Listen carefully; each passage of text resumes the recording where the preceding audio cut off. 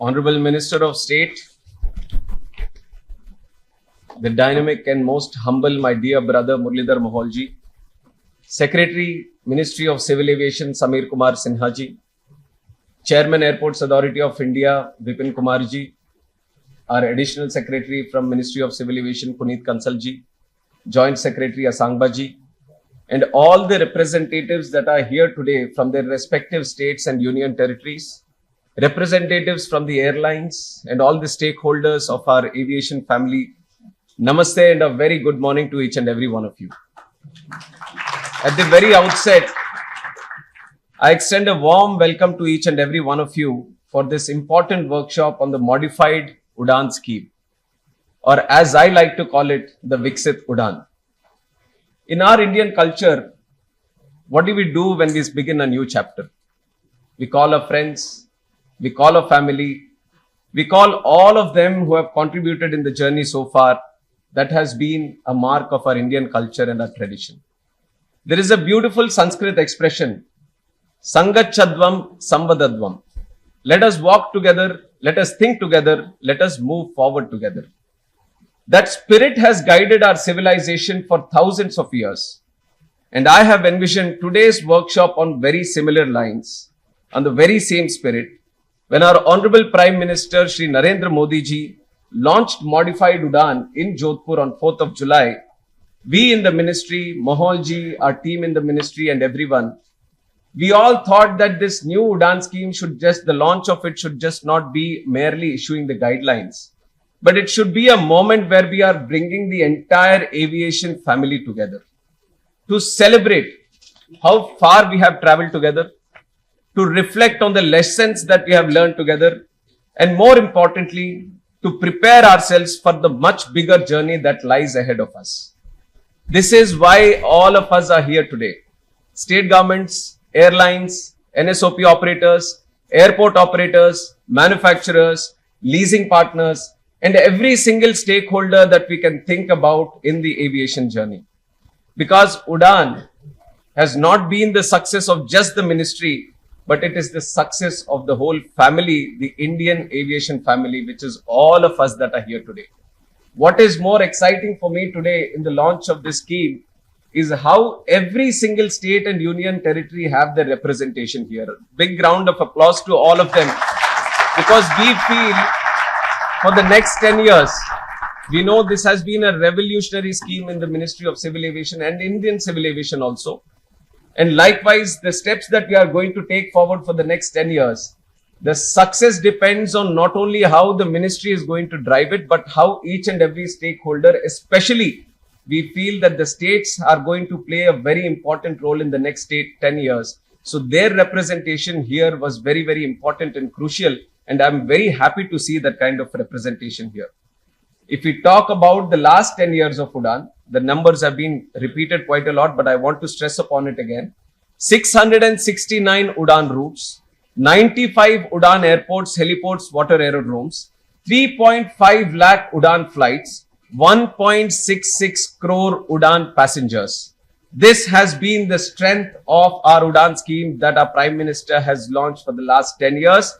Let us put our hands together for a huge round of applause for every stakeholder who has contributed in making this possible.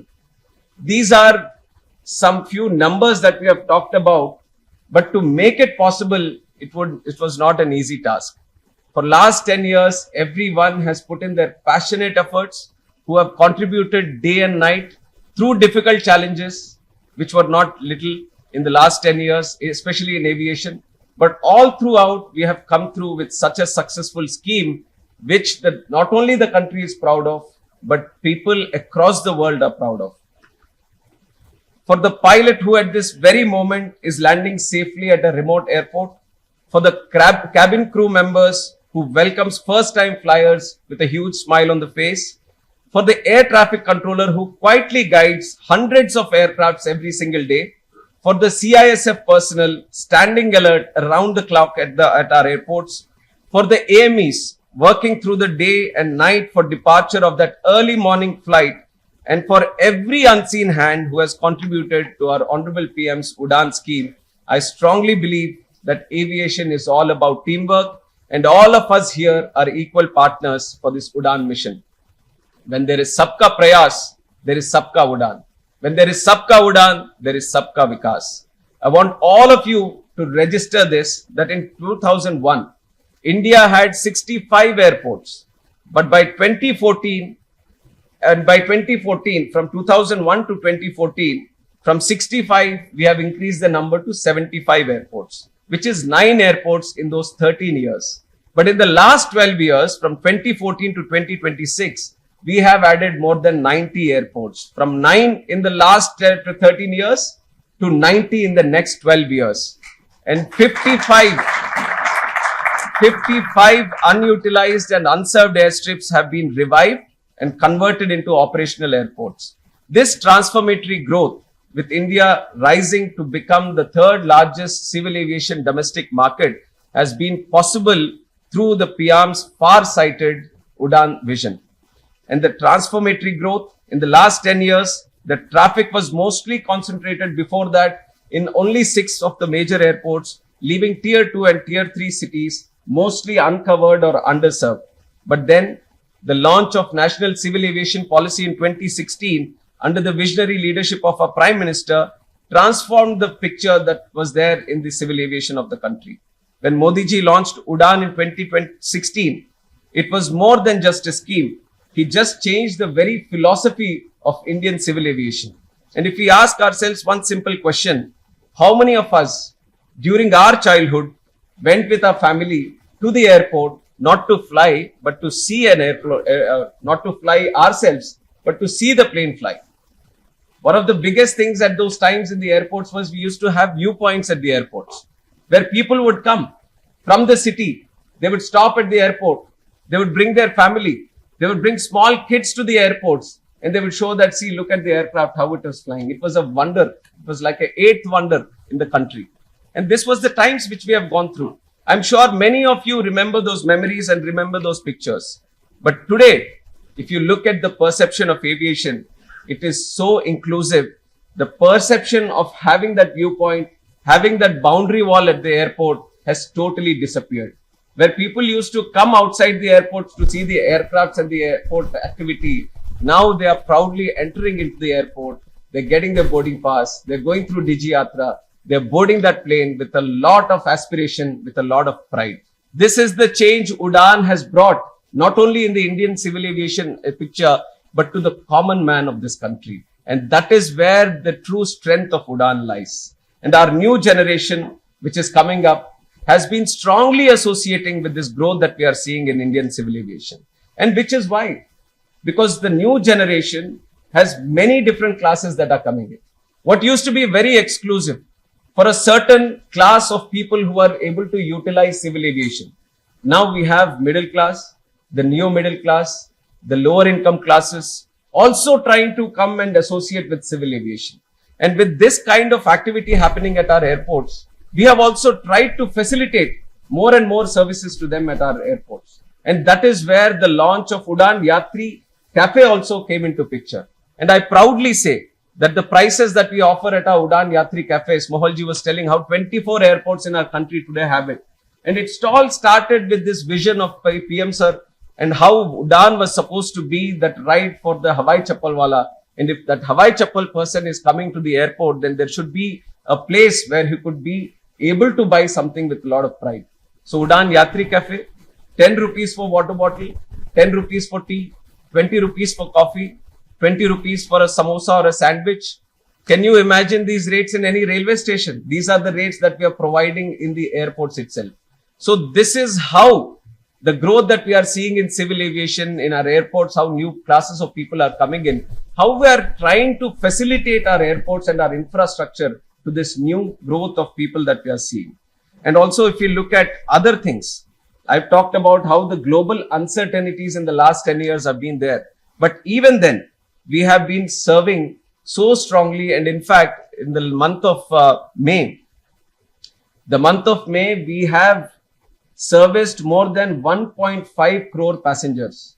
This was through the West Asia crisis that has happened, which was highly impacting our civil aviation, and everyone was kind of worried how the civil aviation is going to be. But look at the strength of Indian civil aviation.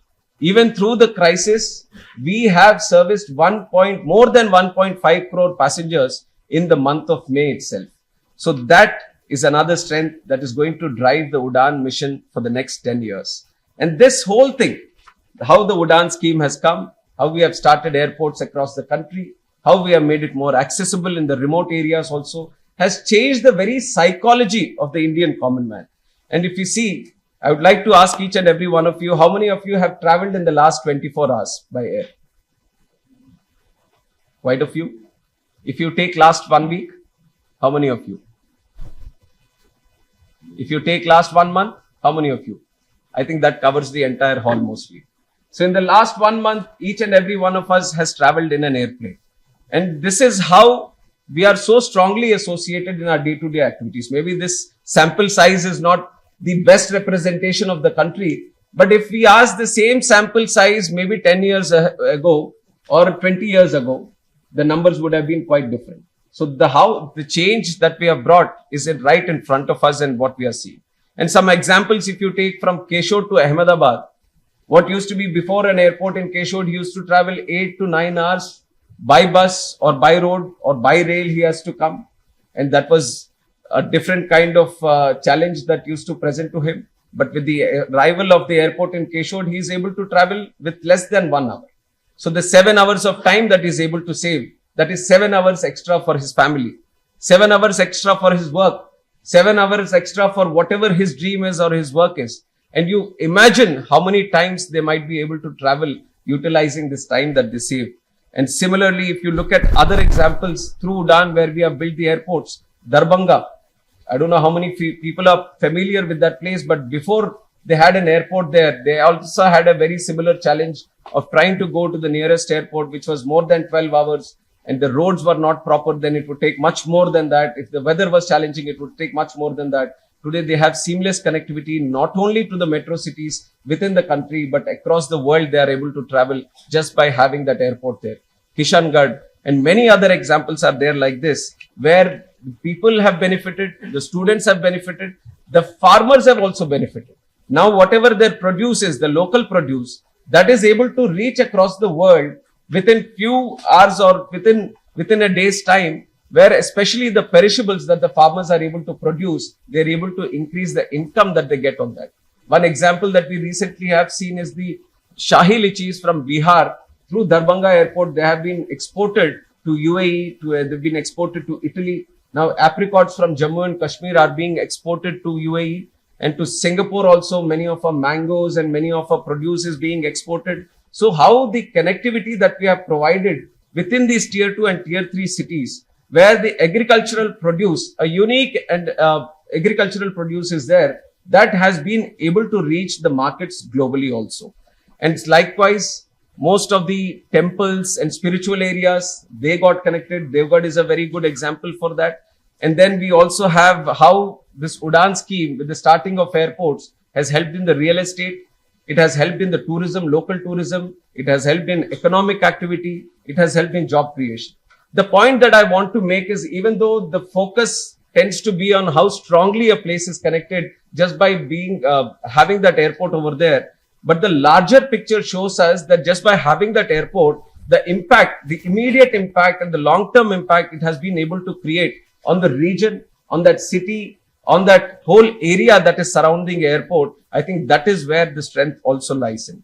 And this is what the real success of UDAN was. And I would say that in aviation, everyone should all come together and put their efforts together. And we have seen many other states also who have taken advantage of this. In fact, the heliports also, just like how we have done for airports and regular air connectivity, we have started for our heliports, seaplanes. So we have tried to adapt how the Indian civil aviation landscape was changing and bring all those concepts into UDAN and take a step-by-step approach. And now we are taking one step forward with the Viksit UDAN. Now we have been very, very thankful to our Honorable Prime Minister, because we knew that the foundation which was needed to be laid for the country has been laid for the initial UDAN phase. But we have to now do the building blocks. We have to now grow much more, multiple fold on the foundation that has been laid. And that we felt that UDAN has to be extended, and it is very crucial to go for another further 10 years. And our Honorable Prime Minister, who carries that strong vision, far-sighted vision, and a strong vision of Viksit Bharat 2047, and he believes that if we have to achieve that new developed India that we want to see by 2047, then civil aviation has a very important and crucial role to play.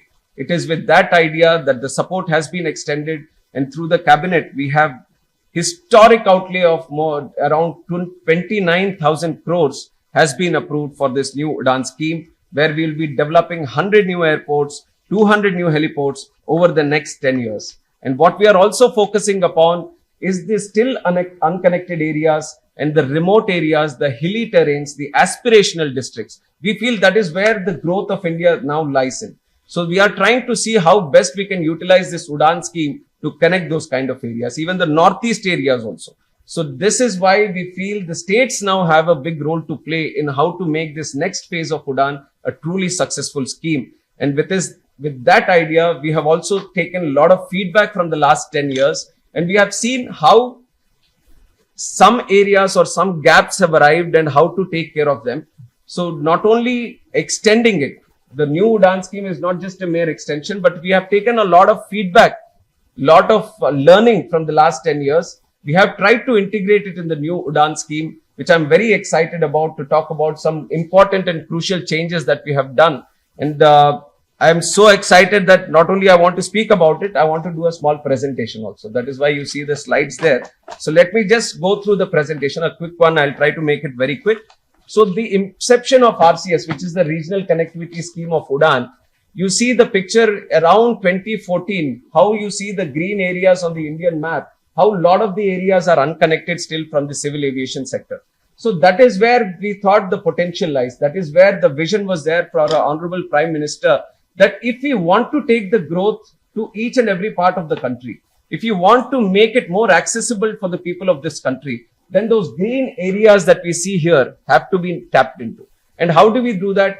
And that is where the birth of the civil aviation scheme has come in, which is the Regional Connectivity Scheme, UDAN scheme, through the civil aviation policy. And in the civil aviation policy, some core issues that were talked about. Affordable pricing, because if you wanted to take it to the masses, you had to ensure that there was affordability in the whole pricing mechanism around the airlines and the air tickets. And then how do we develop more airports? We had to go to the hinterland, we have to go to the remote areas. So how do we develop the airports in those kind of locations? And then there was a challenge of, even after developing the airports, even after trying to regulate the airfare for a certain aspect, then how do we keep the operations continuous? So the option of viability gap funding also came into picture, and this became one of the core aspects of how do we see the national civil aviation policy. Now, going back to our PM Sir's vision, we said that the dream is to see a person wearing Hawai chappals flying Hawai Jahaj. So this was the mantra that we followed in our UDAN scheme that we were doing, and it was all the vision of our Honorable Prime Minister. And then we launched the scheme in 2016. And we have seen in the last 10 years, now if you look at the map again, the India map, I've shown you the one in 2014, where you had found a lot of green areas, the empty areas. Now after 10 years of UDAN, see how the whole India got covered. This is the success that we want to show you through the UDAN scheme in the last 10 years. We have done 679 routes, 95 aerodromes, which includes heliports and water aerodromes, have been done. 9 airline operators have participated in this. 1.68 crore passengers have utilized this UDAN scheme, and 3.58 lakh UDAN routes have been operationalized. And if you look at the budgeting scenario for the infrastructure part, the capital expenditure in developing our aerodromes, we have spent around 4,838 crores. And the viability gap funding, where we talked about how we do it to the airlines so that they can operationalize the routes, we have spent another 4,881 crores. And this, some of the examples I've already talked about, and I want to go through them again. The Kishangarh Airport. So if people were to travel, before the airport was established, they were going to Jaipur, which was more than 100 kilometers. Kishangarh had an industry of more than 2,000 crores. A marble hub was there. So there was a need for connecting that place to not only rest of the country, but also across the world, because there was a lot of demand. There were destinations like Ajmer Sharif Dargah and Pushkar Temple where people were coming in lakhs to those destinations. So when in 2017 we started the airport, now we see that because of the direct connectivity, there is a 40 to 50% increase in the real estate pricing around the airport, and 200 more jobs have been created there.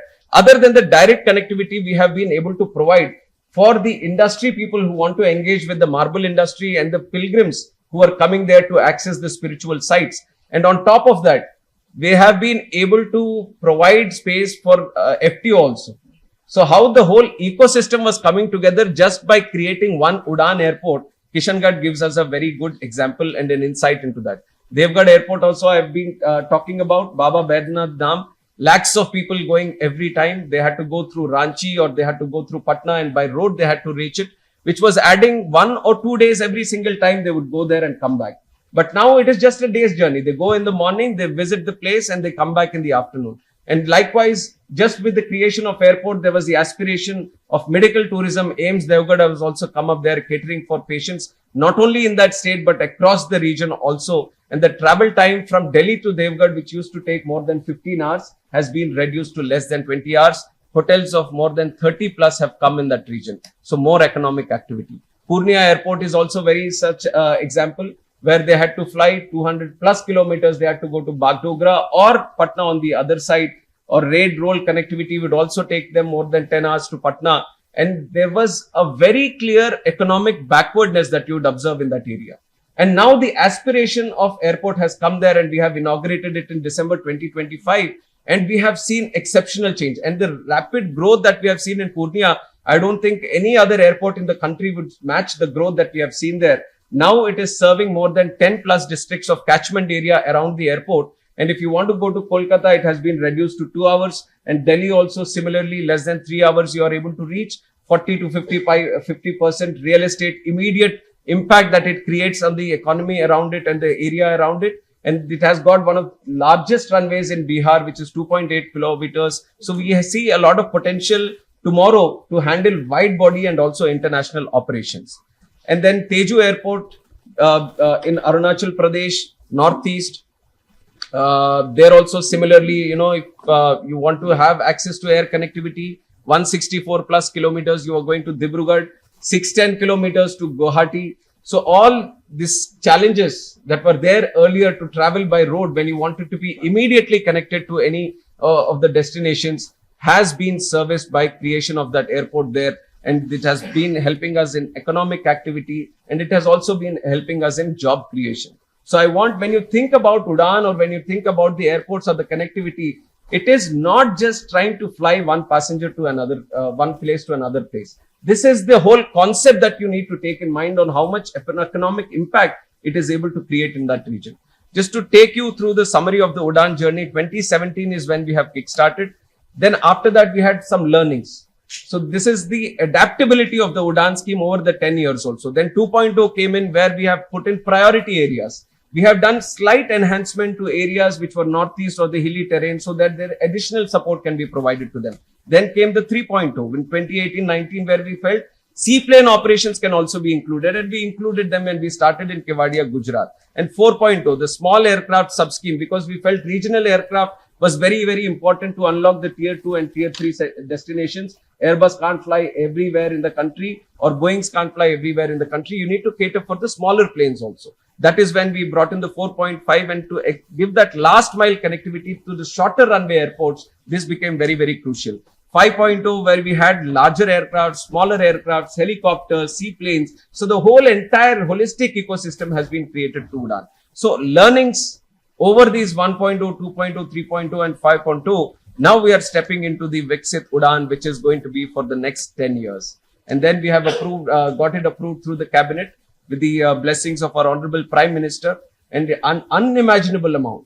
Never in the history of civil aviation we have come up with a scheme where we are spending so much money. Then you can see how much importance our Honorable Prime Minister and the government of India is laying in the infrastructure of civil aviation for the next 10 years. This is going to be a support for most of the stakeholders that are here. They might be wondering that how do we go forward from this achievements that we have done here today. The government is saying that we are, as a partner, are going to spend nearly 30,000 crores for the next 10 years. This is a huge confidence booster for all the people who are engaging in civil aviation. And this is going to be done in a way that 120 new destinations are going to be created across the country. Helipads and smaller airports in hilly, aspirational and northeast region districts are also going to be created.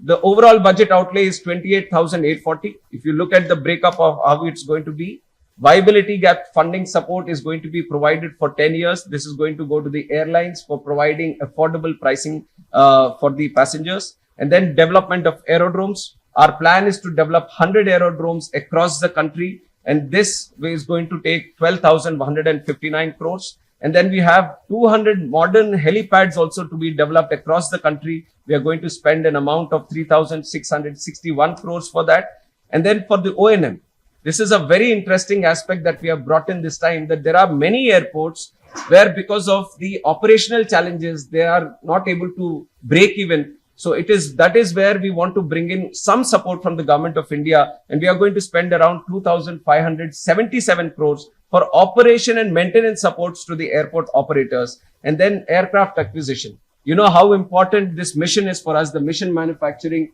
the Make in India mission. And that is to encourage that Make in India and Atmanirbhar Bharat mission. We are purchasing 2 Dhruv helicopters and 2 Dornier planes, which is going to go to Alliance Air and Pawan Hans with the government of India.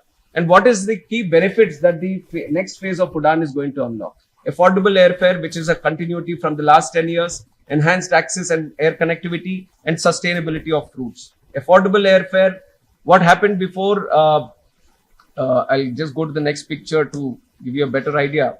So if you look at the left, so earlier, even though we have extended it to the larger aircrafts, we have limited it to just 40 seats. We said 40 seats or 50% of the seats of the aircraft, whichever is higher.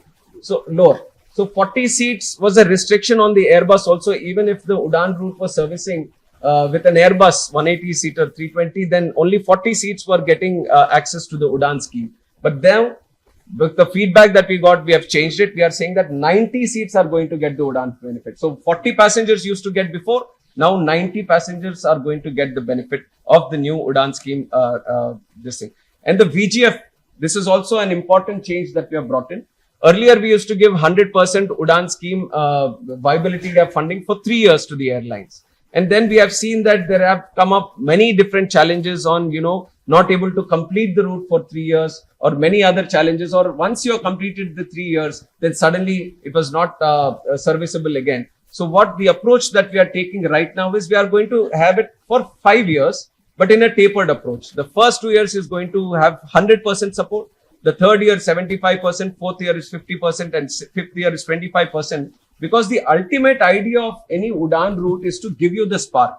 It is not that entirely the government is taking the liability of running the route forever. We want to give the spark. We want to have the people there get accustomed to air travel and to that route, so that the serviceability of the route is not just while the UDAN scheme is extended, but for a longer time. So we have changed this from 3 years to 5 years in a tapered approach. And if you look at the other aspects that we have done, what states need to recognize this time is the 100 airports that we are trying to build. Earlier, when we are trying to pick up the airports and trying to build it, we have seen some operational delays because there was a lot of communication gap between the state and the center. We felt that this place was very, very aspirational and very important for us because we were looking at the map, India map, and we were looking at those green areas, heat maps, and we felt, okay, this location and airports need to be built. But from the ground, there were other challenges of land acquisition. There could be challenges of some other obstacles or feasibility challenges that were happening around the airport. So in the discussion itself, there was time that was being spent, and the actual groundbreaking and construction of the airport, what used to be envisioned to take 2 years was taking little 4 years or 5 years. So we were losing out on a lot of time in just the planning itself. So what we have changed right now is we are doing these 100 airports now through a challenge mode. We want the states only to work out everything and say that we are ready to build this airport. Now give us the UDAN support from the center so that we can kickstart this immediately. So that is where recognizing those airports, recognizing what can be started immediately, this is going to be a task by the state government. The paperwork that happens before we actually groundbreak is reduced to the least minimum, and the time with which we can operate gets reduced also. And I've talked about how development of airports, we are giving the money. For development of heliports, we are giving the money. And also O&M, we are trying to support for the operations of the airports also. Atmanirbhar Bharat, 2 aircrafts and 2 helicopters we are doing. And then for the sustainability of routes, this is another change that we have brought in. When we take an airport as an underserved or unserved airport, earlier we were saying that if it has more than seven flights taking off from that airport in a week, the UDAN is not going to be applicable, because the objective of the UDAN has been achieved. Now we said we have to increase the scope of that. 7 is not the right number to calculate how many flights it has to be taken so that we call it a unserved or underserved airport. So we have increased it from 7 to 14. And if you take the priority areas, we have increased it up to 21. So you are going to get viability gap funding support for more number of air routes. And then the connectivity, we have put in a couple of other clauses. We have also said that let the connectivity not only stay between tier 2, tier 3 or tier 2 cities. We said that now if the airport has to be called a served airport, it has to have connectivity to at least 2 city pairs. It has to connect to those big cities where people actually want to go to. So that is also a condition we have put.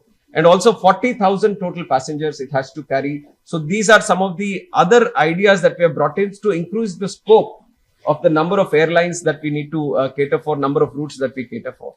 And then earlier, the ministry used to decide with the airlines, or the airlines used to come up with the routes that these are the routes that we need to do. But we felt there have been a strong request from the states also that these are the important routes. They also have a better idea on how the movement of people are happening from the states and what are the aspirational routes that the states want. So we are going to give a priority to the state routes also this time. So states say that this is the route we want to be put under UDAN, then we are going to cater for it and we are going to give priority to the state routes also. And what are some of the benefits that we are going to see? So through the opportunities of the new extended UDAN, some of the important advantages that we lay out is we are going to identify airstrips and we are going to build the new airports. We are going to have multiple forms of central funding that is available through various forms. And we are going to see much better regional connectivity happening because of the changes that we have brought in, and regional cross-border trade access expansion and tourism, economic and inclusive growth. And if you look at the airlines, what used to be extended for 3 years now has been extended to 5 years. Now potential for scaling up operations because of this support and exclusivity of operations that has also been included in the next 10 years. And no airport charges and levies. This was also a very important extension through UDAN that we used to give, and it is also going to be extended this time. And we also see, because of the confidence that this whole UDAN scheme is creating for the next 10 years, we are going to see emergence of new regional airlines also. This has been a very strong dream from my side that I want to see more airlines come in the country, more new players, new entrants to come in the country. And I definitely feel that the vision that we are going ahead with the next, for the next 10 years, there are going to be new regional airlines that are going to come into the picture. The states can also start engaging in that idea. Can we have a regional airlines? Because if you see in the West, in the US and all, there are 4 or 5 airlines, and most of them, they have a headquarter in certain part of the country and they are operating. They've taken charge in that part of the country and they operate within that part. So can we also move into those kind of models where we have exclusivity in certain area where it is run, where airlines are coming and operating in 2 states, 3 states together and creating those innovative models. So that is something we expect in the next 10 years to happen. And if you look at the other stakeholders, lessor's demand for aircraft assets, that is going to exceptionally increase. So lessor business is going to go up very, very strongly. MRO business is going to go up. You already have an order book of more than 1,600 for the country. And this is going to create additional demand across the spectrum. We are not only saying that we want to see the big planes in the country. We have to see seaplanes. We have to see helicopters.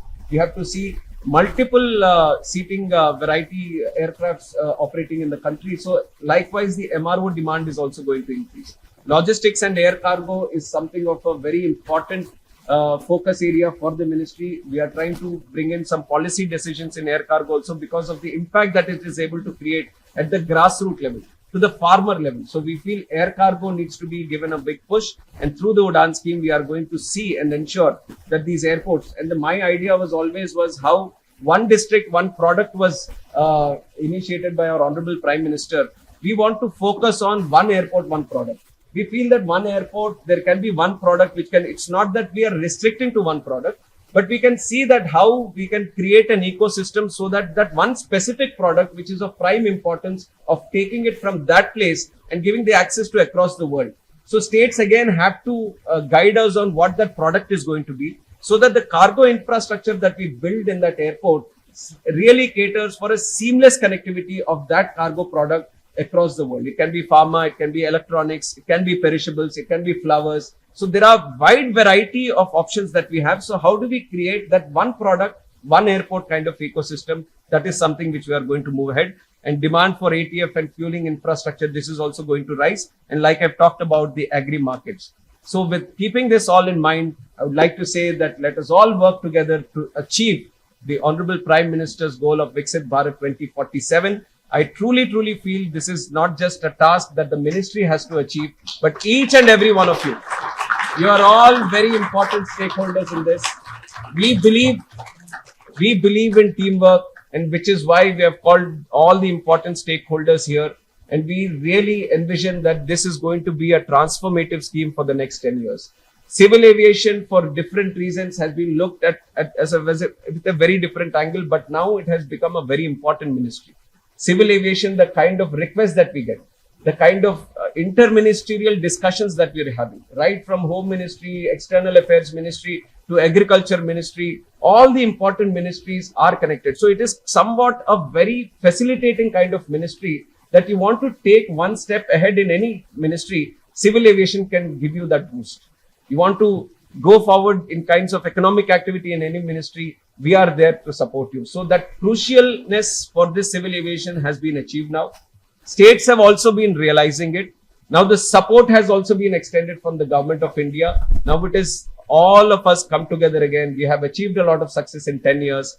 I request all of your support for the next 10 years with greater passion and greater ambition to achieve our combined goal of Viksit Bharat 2047. I would like to thank each and every one of you once again. For a moment, I just felt like an MBA student back in my MBA class doing that presentation. But thank you for being so nice and attentively listening to all the things that I had to say, for taking this sector forward with great passion. Thank you very much, and all the best to each and every one of you for the summit. Thank you.